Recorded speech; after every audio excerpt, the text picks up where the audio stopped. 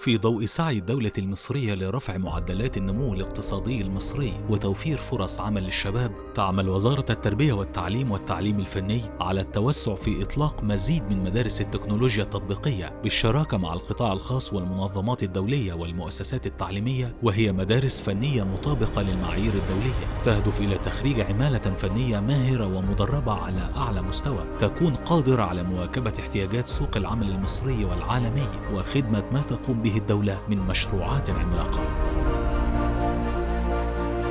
وستفتح العام الدراسي القادم 2020-2021 أولى المدارس التي تخدم قطاع التجزئة،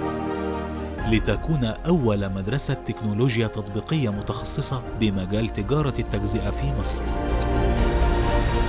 حيث احتل قطاع تجارة التجزئة المركز الأول بشأن المساهمة في الناتج المحلي الإجمالي خلال فترة النصف الأول من العام المالي 2019-2020، ووصلت نسبة مساهمته إلى أكثر من 14%.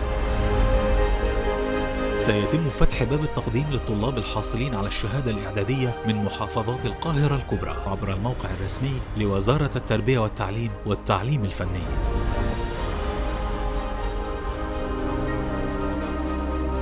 تهدف مدرسة بيتك للتكنولوجيا التطبيقية إلى إعداد وتأهيل خريجين على أعلى مستوى للعمل بمجال تجارة التجزئة.